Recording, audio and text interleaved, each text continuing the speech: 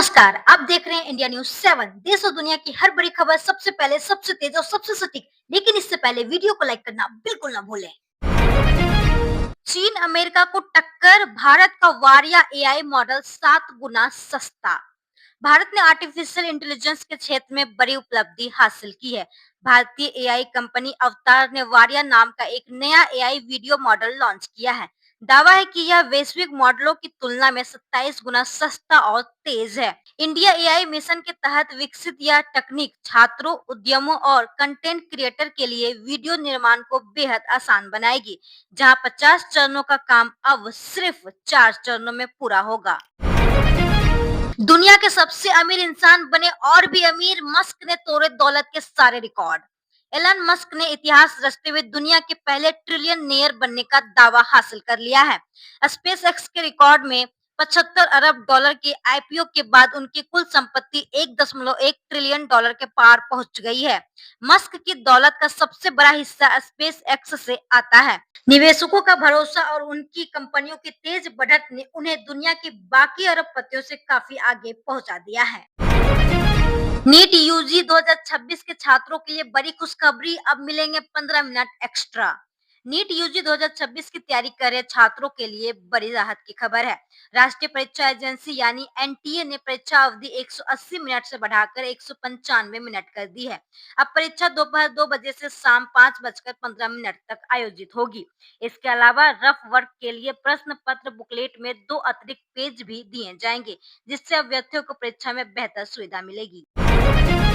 Canada में भारतीयों के लिए अलर्ट, दूतावास ने जारी की बड़ी एडवाइजरी। कनाडा में रह रहे भारतीय नागरिकों के लिए महत्वपूर्ण खबर है। भारतीय दूतावास ने फर्जी फोन कॉल और संदेशों को लेकर एडवाइजरी जारी की है। ठग खुद को भारतीय वाणिज्य दूतावास का अधिकारी बताकर वीजा, पीआर और नौकरी से जुड़ी जानकारी के नाम पर लोगों से निजी दस्तावेज और पैसे मांग रहे हैं। दूतावास ने लोगों से अपील की है कि किसी भी संदिग्ध कॉल पर भरोसा न करें और तुरंत पुलिस को सूचना दें। आरआरबी अभ्यर्थियों के लिए बड़ी खुशखबरी, रेलवे भर्ती परीक्षाएं अब होंगी और तेज।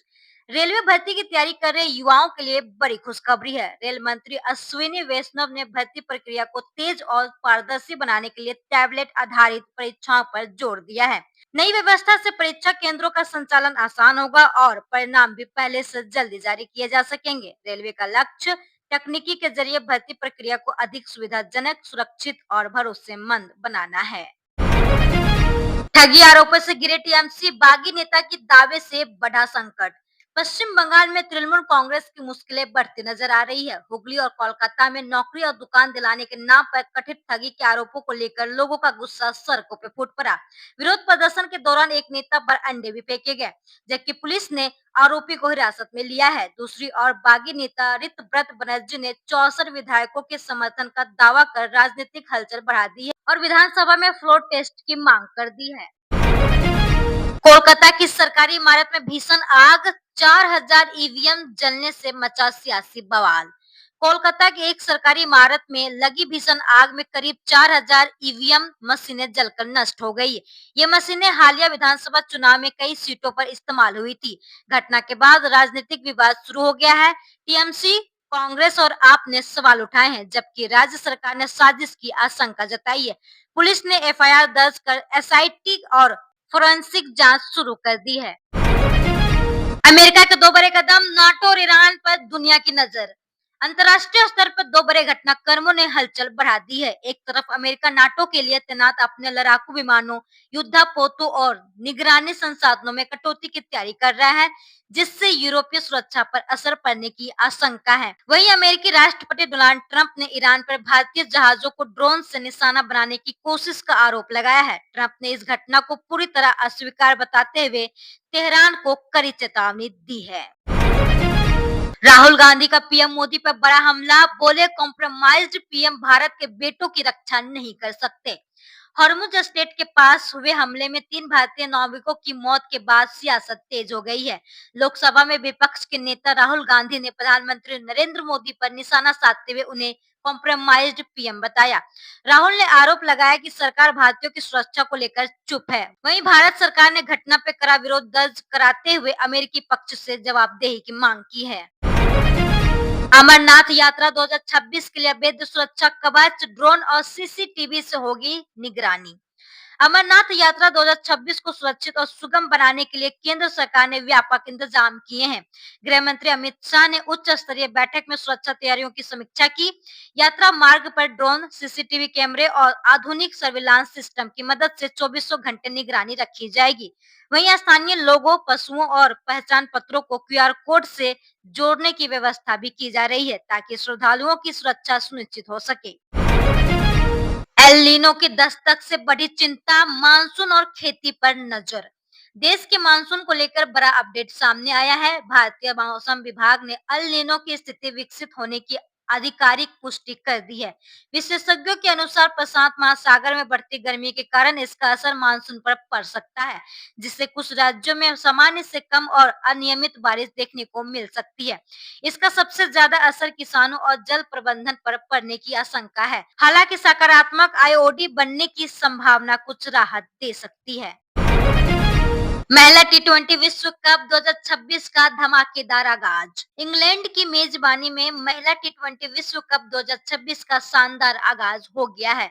उद्घाटन मुकाबले में श्रीलंका ने टॉस जीतकर इंग्लैंड के खिलाफ पहले गेंदबाजी का फैसला किया। एजबेस्टन में भव्य ओपनिंग सेरेमनी ने दर्शकों का उत्साह बढ़ाया। इस बार टूर्नामेंट में 12 टीमें हिस्सा ले रही है। भारतीय टीम भी खिताब की प्रबल दावेदार मानी जा रही है और 14 जून को पाकिस्तान के खिलाफ अभियान शुरू करेगी। कौशल विकास को नई रफ्तार, साथ ही टास्क फोर्स का गठन। देश में कुशल कार्यबल की कमी को दूर करने के लिए कौशल विकास एवं उद्यमिता मंत्रालय ने बड़ा कदम उठाया है। मंत्रालय ने सारथी टास्क फोर्स का गठन किया है, जिसका उद्देश्य आईटीआई और वोकेशनल ट्रेनिंग सिस्टम को मजबूत बनाना है। केंद्रीय मंत्री जयंत चौधरी की अध्यक्षता में हुई पहली बैठक में राज्यों के प्रतिनिधियों ने सुझाव दिए।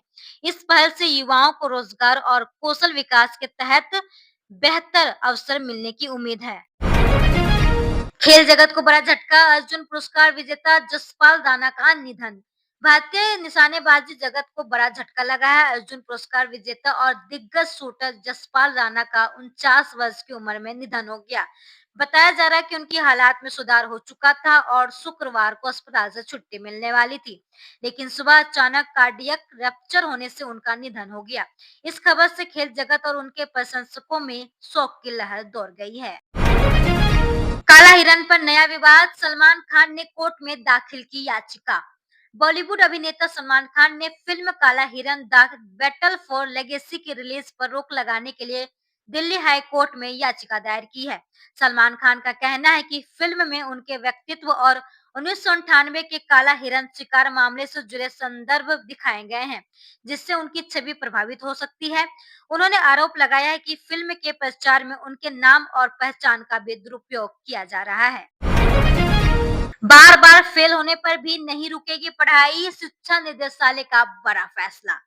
दिल्ली शिक्षा निदेशालय ने कक्षा 9 में 2 या 3 बार फेल हो चुके छात्रों की पढ़ाई जारी रखने के लिए विशेष निर्देश जारी किए हैं। स्कूलों के ऐसे छात्रों और उनके अभिभावकों की काउंसलिंग करने को कहा गया है। छात्रों को एनआईओएस के माध्यम से आगे की पढ़ाई के लिए प्रेरित किया जाएगा, जहां वे अपनी पसंद के विषय चुन सकते हैं। इस पहल का उद्देश्य ड्रॉप आउट रोकना और हर बच्चे को शिक्षा से जोड़कर रखना है। महिला सशक्तिकरण पर पीएम मोदी का बड़ा बयान, बोले एनडीए सरकार ने बनाया अवसरों का नया दौर। प्रधानमंत्री नरेंद्र मोदी ने कहा है कि एनडीए सरकार ने महिलाओं के सम्मान, अवसर और सशक्तिकरण को बढ़ावा देने के लिए लगातार काम किया है। उन्होंने बताया कि शिक्षा, स्वास्थ्य, उद्यमिता, विज्ञान, अंतरिक्ष और शासन जैसे क्षेत्रों में महिलाओं की भागीदारी तेजी से बढ़ी है। पीएम मोदी ने कहा कि नारी शक्ति आज राष्ट्र निर्माण में अहम योगदान दे रही है और नए भारत की विकास यात्रा का नेतृत्व कर रही है। उत्तराखंड के ट्रेनिंग रूट्स पर बड़ा रहस्य, 14 दिनों में 3 पर्यटन लापता। उत्तराखंड के प्रसिद्ध ट्रेनिंग रूट्स इन दिनों चिंता का कारण बने हुए हैं। पिछले 14 दिनों में दयारा बुग्याल, पिंडारी ग्लेशियर और फूलों की घाटी से 3 पर्यटन लापता हो चुके हैं। पुलिस, एसडीआरएफ और एनडीआरएफ की टीमें लगातार तलाश में जुटी है, लेकिन अब तक कोई ठोस सुराग नहीं मिला है। खराब मौसम, घना कोहरा और दुर्लभ रास्ते इन घटनाओं की बड़ी वजह माना जा रहा है। नॉर्थ ईस्ट के विकास पर बड़ा मंथन, नीति आयोग के साथ मुख्यमंत्री की अहम बैठक। नीति आयोग की विशेष बैठक में उत्तर पूर्व के 8 राज्यों के मुख्यमंत्री ने क्षेत्रीय विकास को लेकर अपने सुझाव और मांगे रखी।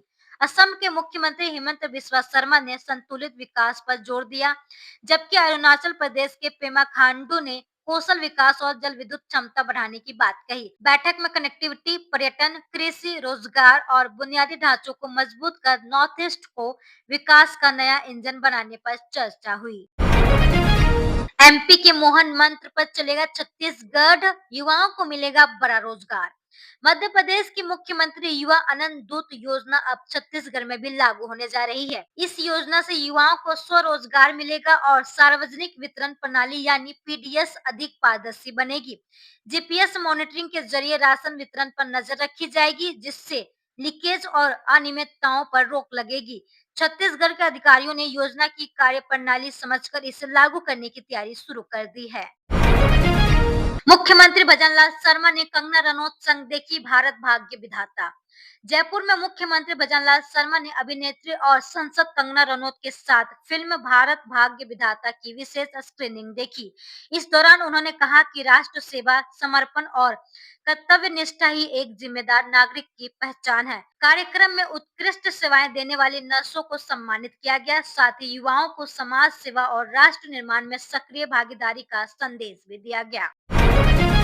सैटेलाइट से खुली बिल्डरों की पोल, पटना में शुरू हुई बड़ी जांच।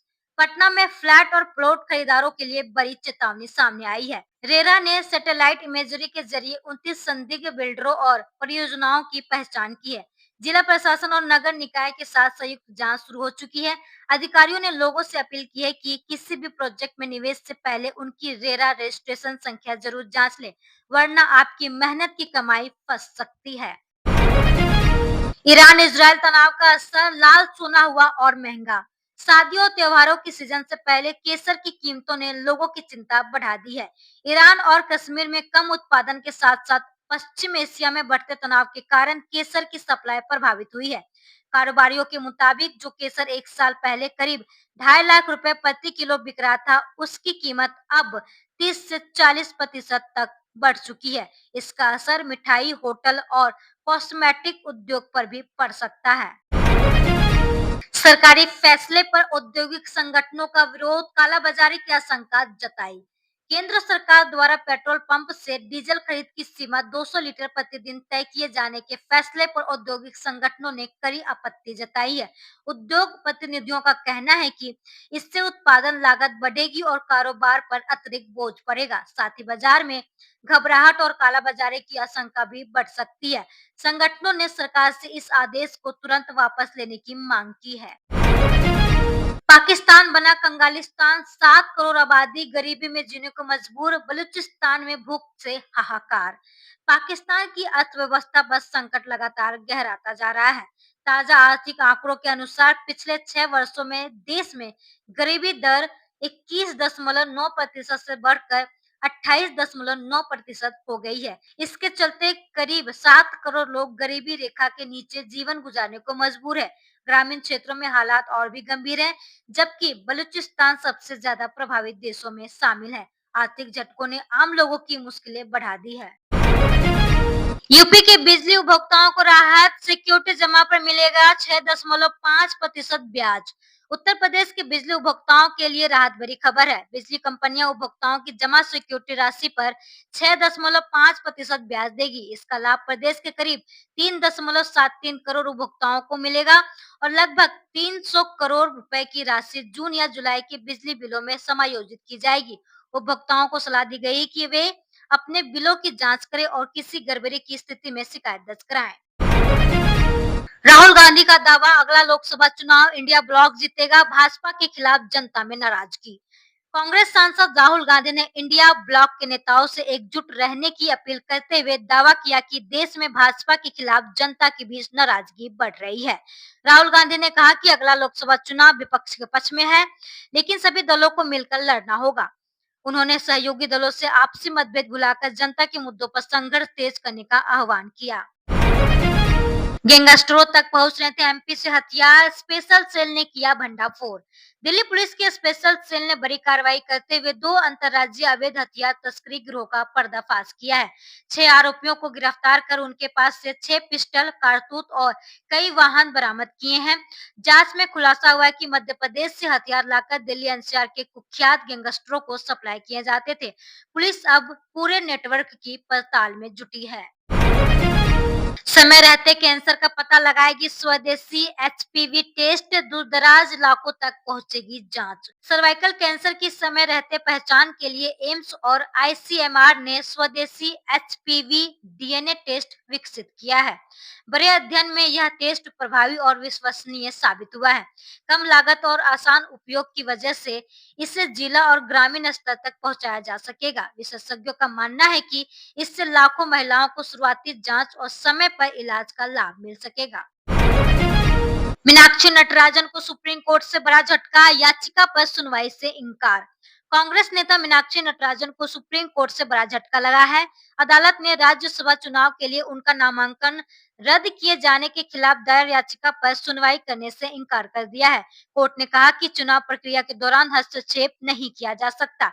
ऐसे मामलों में उचित रास्ता चुनाव याचिका है। इस फैसले के बाद मामले को लेकर राजनीतिक बहस और तेज बढ़ गई है। खबरें जो रखे आपको सबसे आगे, ऐसे ही काम की और महत्वपूर्ण खबरें देखने के लिए चैनल को अभी सब्सक्राइब करें। धन्यवाद।